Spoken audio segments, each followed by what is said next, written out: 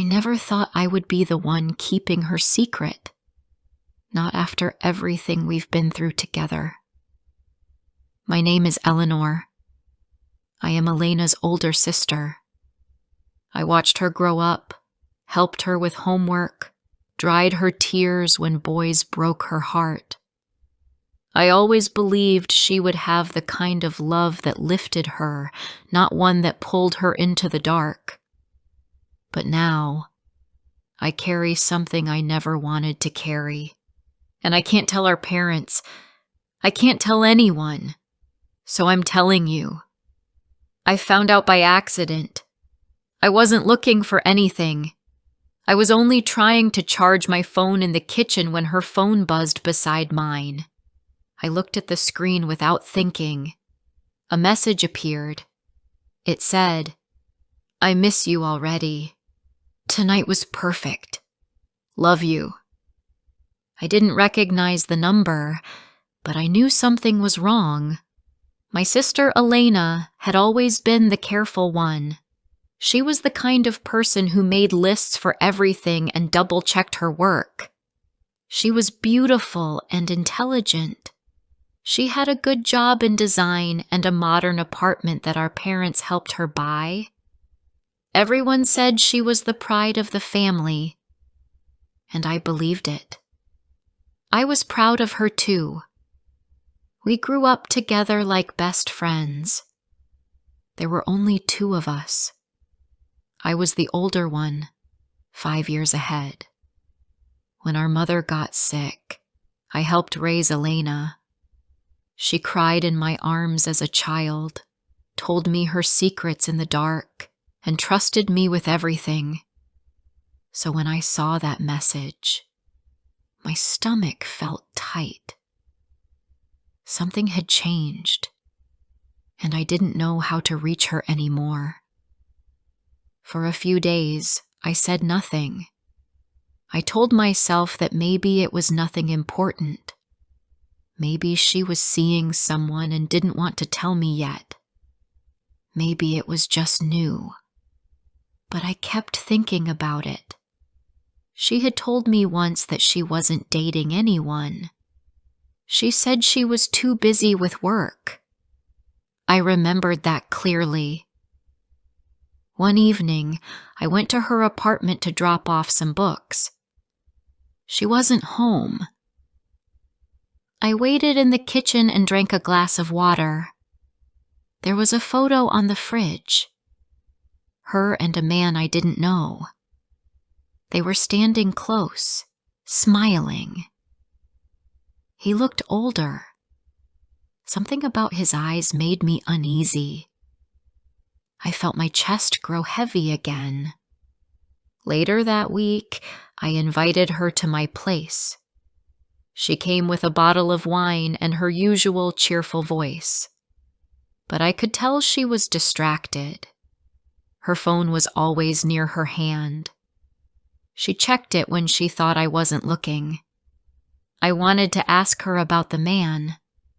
I wanted to ask about the message, but I didn't know how. That night, after she left, I sat on the sofa for a long time. I remembered her as a child with small feet running across our garden. I remembered how she cried when her first pet died, and how she used to write poems in her school notebooks. I couldn't connect that little girl with the woman I saw now, hiding something behind her smile. The next morning, I couldn't stop myself. I searched for the number from the message.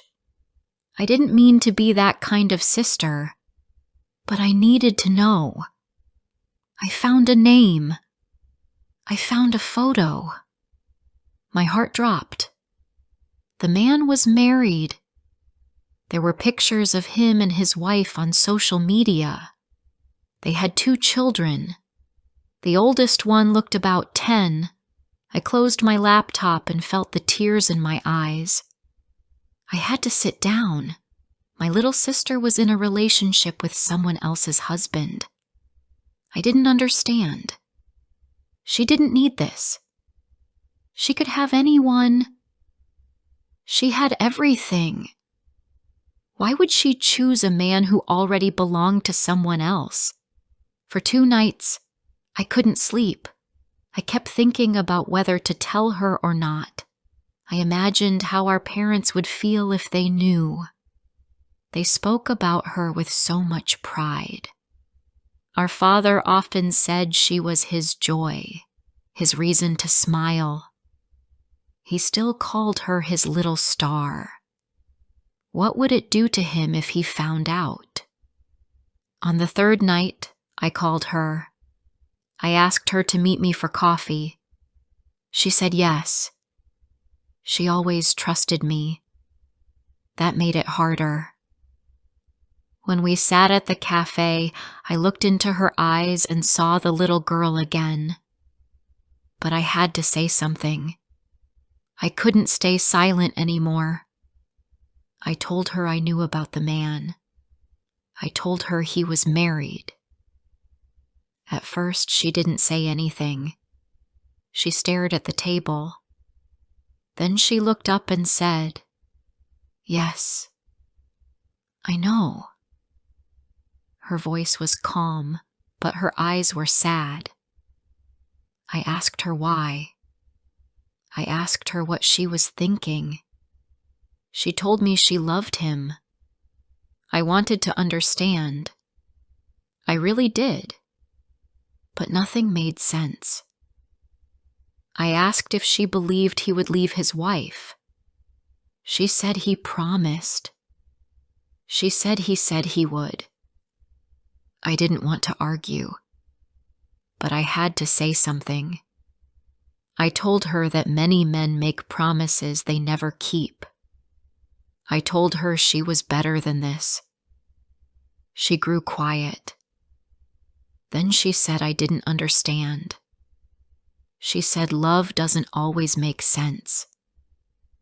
I agreed with that, but still, I felt afraid for her. I told her that love should never begin with lies. She didn't reply. She stood up and said she had to go. I watched her walk away, and I didn't know if I had helped or hurt her. That night, I sat with my husband in silence. He asked what was wrong, and I told him everything. He listened carefully and said I had done the right thing.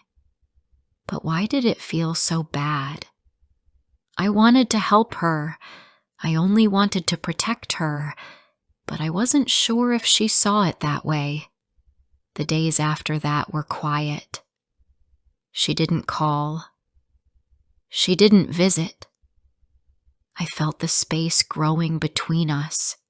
Every time my phone buzzed, I hoped it was her, but it wasn't.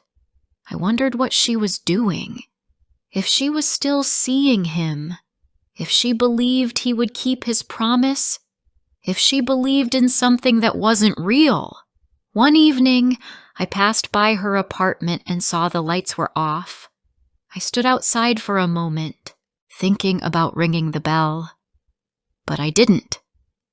I went home and sat in my kitchen, drinking tea in the dark. I looked at the family photo on the fridge. She was smiling in that photo. I missed that version of her. That weekend, our parents invited us for dinner. I went alone. They asked where she was. I said she was busy. They believed me. I watched my father laugh over something small and my mother bring out her favorite cake. They were happy. They didn't know what was happening. I didn't have the heart to break their joy. That night I cried again. I felt helpless. I was losing my sister, and I didn't know how to stop it. I didn't want to force her. I didn't want to fight, but I couldn't support her choice either. It felt like watching someone walk toward a wall and not being allowed to shout. Before I share the rest of my story, I need to know, where are you listening from? Knowing someone hears me, understands me, gives me strength. I didn't hear from Elena for several days. My calls went to voicemail and my messages stayed unread. I told myself she was busy with work, but deep down I knew that wasn't the reason. She was avoiding me. Maybe I had said too much. Maybe I should have stayed quiet. But I couldn't take back my words. And I didn't want to lie to her either. Each morning, I checked my phone first thing, hoping to see her name. Each night, I looked at the photo of us on the wall beside my bed. It was from last summer, at the lake. She had her arm around me and we were both laughing. That felt like a different time. I didn't know how we had grown so far apart in just a few months. I kept her secret. Our parents didn't know. My husband didn't ask again. But I was holding something heavy. I felt it every day. When I smiled, it felt fake. When I spoke to friends, I kept my answers short. I couldn't share the truth, not even with people who loved me. I was afraid of their judgment. But more than that, I was afraid of losing my sister. One evening, I was out buying groceries when I saw Elena's car parked outside a small restaurant. At first, I didn't think much of it. But then I saw him. The man from the photo on her fridge. He was sitting across from her inside. I stopped walking. They looked close. Her eyes were soft, and his hand was on hers across the table. I stood there for a long moment, then turned away. I couldn't watch anymore. Back at home, I sat in the car for 10 minutes before going inside. My husband opened the door and asked if everything was okay. I smiled and nodded. But my hands were cold and my chest felt tight. I didn't know how long this could go on. I felt like I was watching a slow storm build and I couldn't stop it. A few days later, Elena finally called. Her voice was calm, but there was a distance I hadn't heard before. She said she wanted to come over. I told her, of course. I made her favorite tea, the one with lemon and mint, and waited in the living room. When she arrived, she looked tired. Her eyes were darker underneath, and her smile didn't reach her face. She sat down slowly and wrapped her hands around the cup. We sat in silence for a minute. Then she said, "You don't need to worry about me." I looked at her and said nothing at first. I wanted to ask so many things. Was she still seeing him? Did she really believe he would leave his wife? But I held back. Instead, I said, "I miss you." She didn't respond right away. Then she said, "I miss you too." She didn't talk about him, and I didn't ask. I wanted to, but I also didn't want her to leave again. So we sat and drank tea, talking about work and the news and old family stories. It wasn't much, but it was something. At least she was here. After she left, I felt worse. Not because of anything she said, but because I saw the pain in her eyes. She was trying to hide it, but I knew. She was not happy. She was caught in something she couldn't control, and she didn't want to admit it. Or maybe She didn't want to believe it yet. The following week, our cousin had a birthday party. Elena came too. She smiled and hugged people and laughed at jokes. But I watched her closely. There were moments when she looked far away, like her thoughts were somewhere else. She checked her phone often. Every time it buzzed, she turned her body slightly away from the group to read it. No one noticed. But I did. Later that night after the party, I called her. I told her I was glad she came. She thanked me. Then I asked gently, "Are you okay?" There was a pause.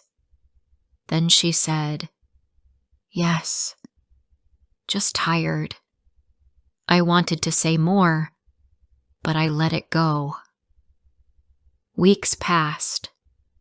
Summer turned into autumn. Our trees began to lose their leaves, and the evenings grew cold. Elena and I spoke only once or twice a week now. When she came over, she didn't stay long. When we talked, she never mentioned him. It was like he didn't exist. But I knew better. One night she came by without calling. Her face was pale, and her hands were shaking.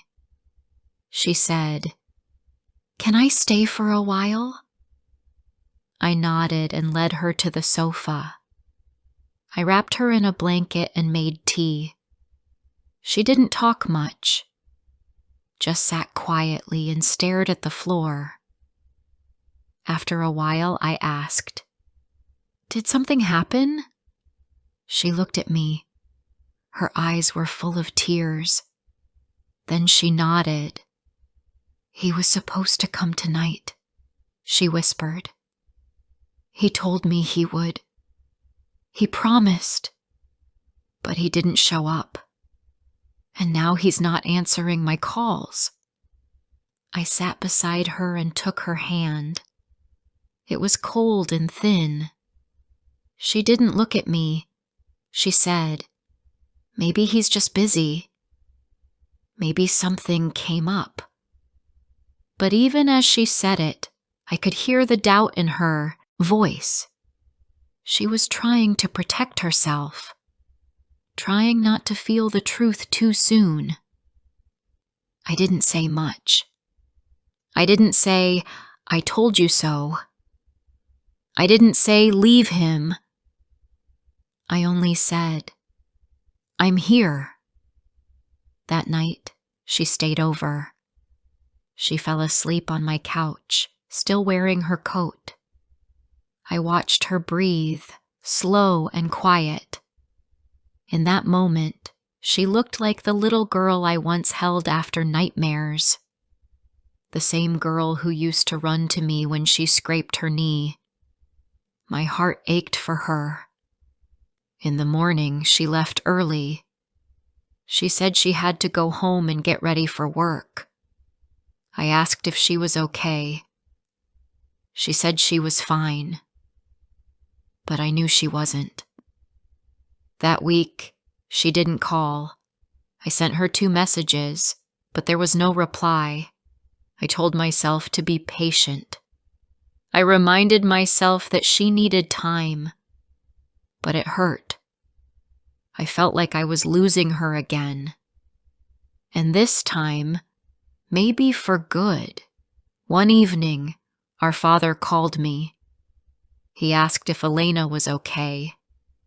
He said she seemed quiet lately, and he was worried.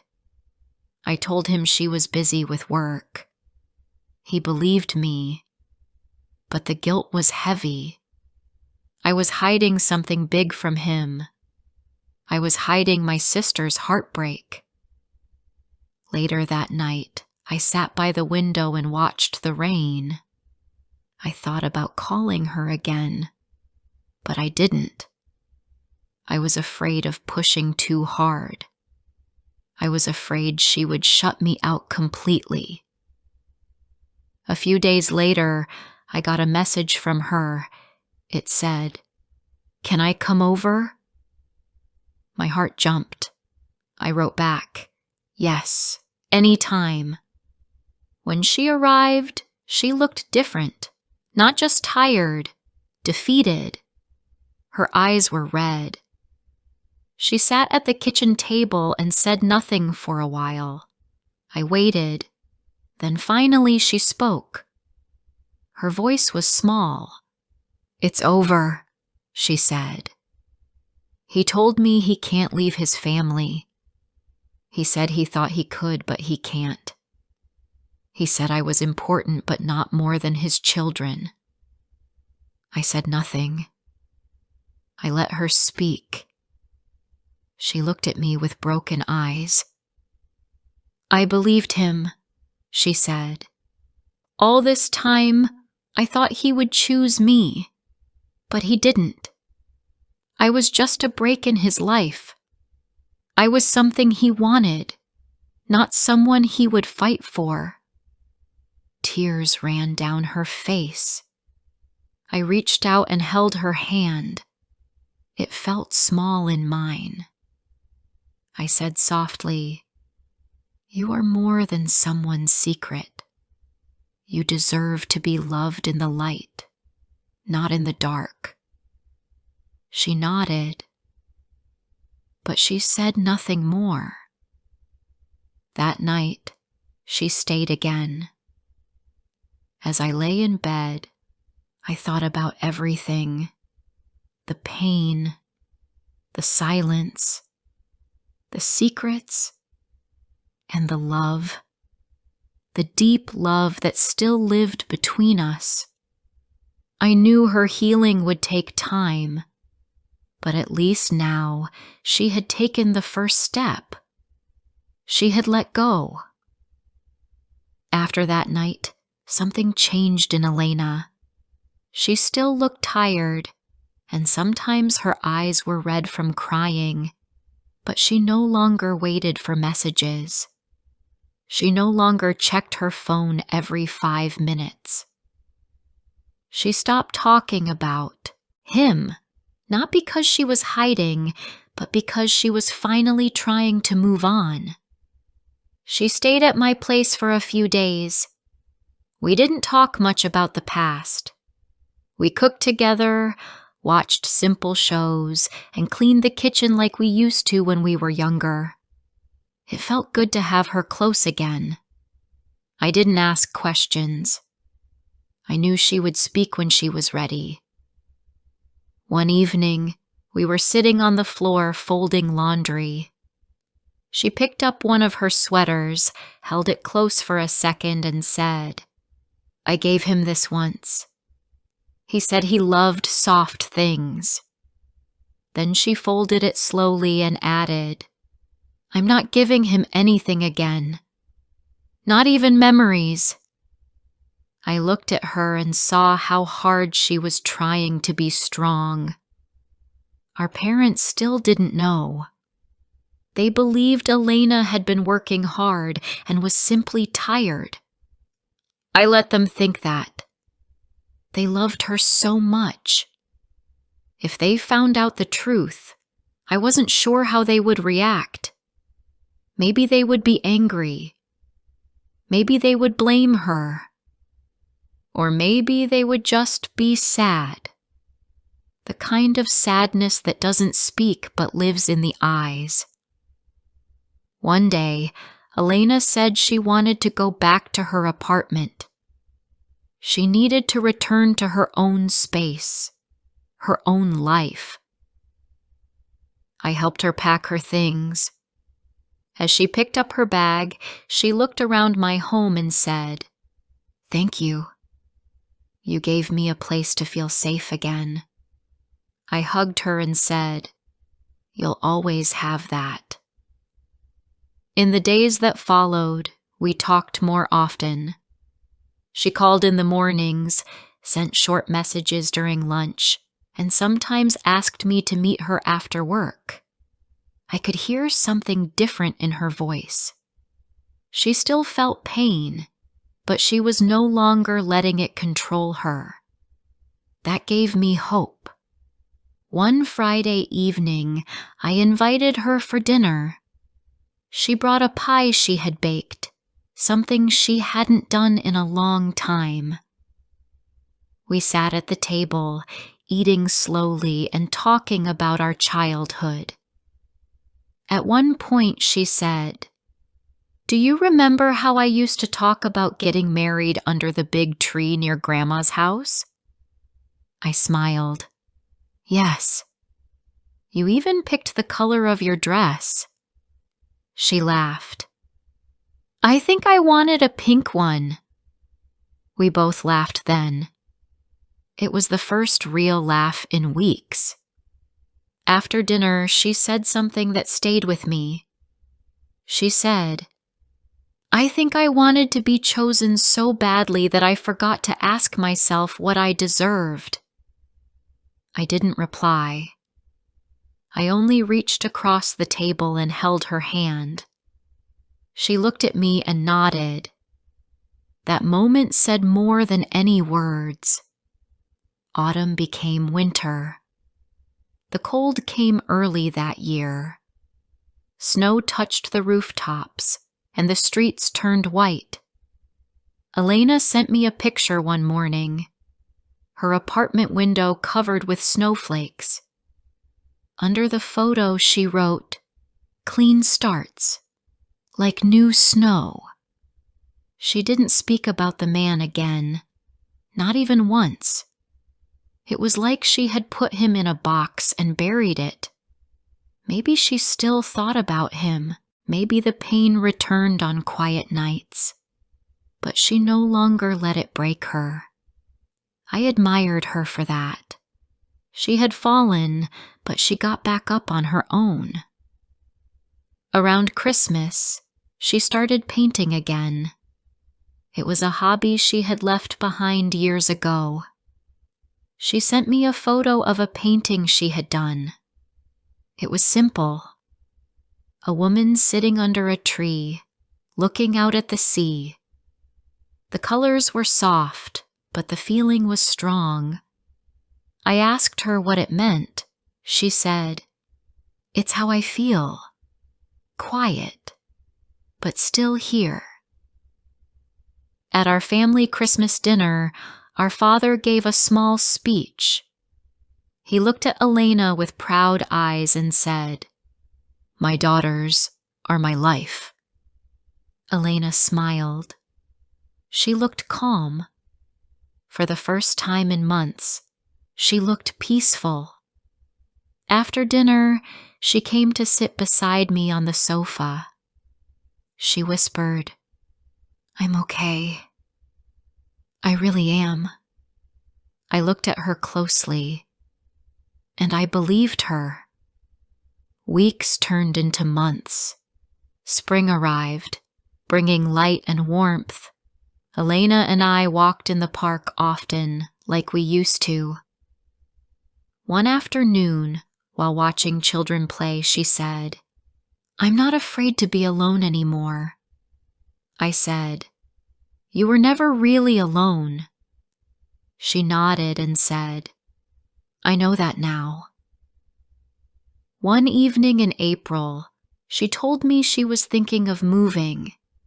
Not far, just to a new neighborhood.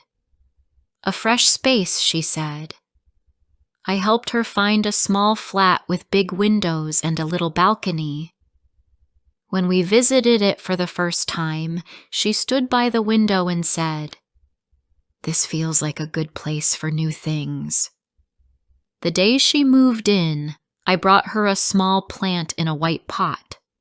She placed it near the window and said, "Something green, something growing." I smiled. "Like you?" She laughed. "Yes, like me." Now, when I think back to those hard months, it still hurts a little. I wish she hadn't gone through that. I wish she hadn't given her heart to someone who couldn't give her his. but I also know that pain shaped her into who she is now. Softer in some ways, stronger in others. We never told our parents the full story. Maybe one day we will. Maybe not. Some truths are too heavy for people who see you only in bright light. For now, what matters is that she's healing. She's making new choices. She's learning how to love herself again. And as her sister, that's all I ever wanted. She may have walked through a dark chapter, but she came out still standing. And every time I see her laugh now, every time she sends a picture of her latest painting or talks about a new book she's reading, I feel proud. Because she didn't just survive. She came back home to herself. If you liked my story, please like, comment, and share. More simple and emotional stories are coming soon.